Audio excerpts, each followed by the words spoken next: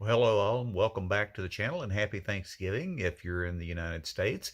I wanted to share a quick video update. Had a long day yesterday up and back to the new property, 1,000 miles round trip, doing some updating on the shop and getting it ready. I do have some new information on the garage build, the dream garage build that we're doing. If you can check my channel and hit subscribe, and be sure and hit the like button if you like the content. But if you look on my channel content, you will find a video of the build of my dream garage. Well, we've gotten a little bit more progress done. Let's take a look. I've got some pictures here.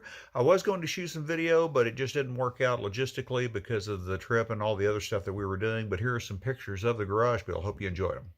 Now, as you can recall, this is a 30 by 40 garage that I had built by some guys that got it up in a little over 2 days.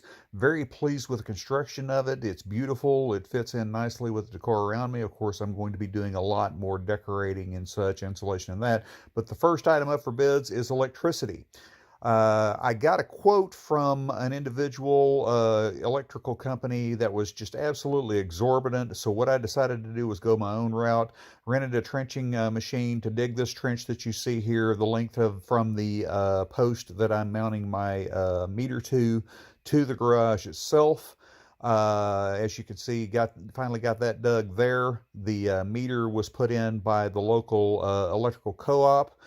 And at that point, I contacted another gentleman who is an independent electrician contractor, and I'll put his name down in the feed there. He hooked up the wiring from the electrical meter to the shop itself, running it in conduit into the trench that I dug. Did a wonderful job, got the box mounted up, got it leveled up and everything else, got all the connections hooked up to the circuit box inside. So now it is waiting for me. And this, of course, is the final step, covering up the trench, raking all the dirt back on top of it, leveling off the ground, so we have a nice solid foundation to begin the next step, which is going to be bringing some more gravel to build up the ramp to the slab so we can start getting ready to actually use the shop.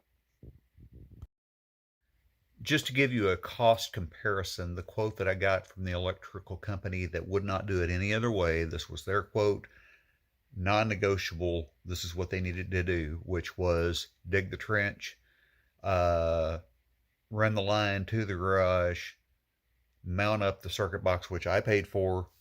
In other words, run the cables, mount up the circuit box that I paid for, and get it to the point that you saw these pictures. They wanted a little over $2,500 for that. Now, by me spending $200 for a trenching machine, spending a day out there digging the trench myself, getting Kenneth to come out and put the cables down the way he did and finishing it up like that, I saved myself right at, when you include all things combined, I saved myself right at about $950 to $1,000.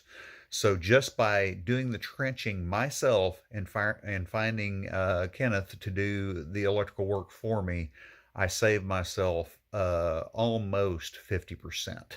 So that kind of gives you the idea of the difference that you can find when you shop around and when you also are willing to do a little bit of the work yourself. I hope you enjoyed this content. I know this is a little bit of a brief video, but I wanted to give you a quick update. Got more stuff coming as well.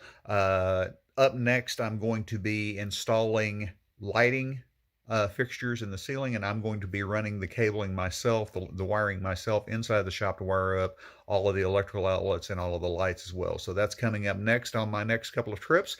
I'll post content on that, car content as well coming as well. Be sure and stay tuned.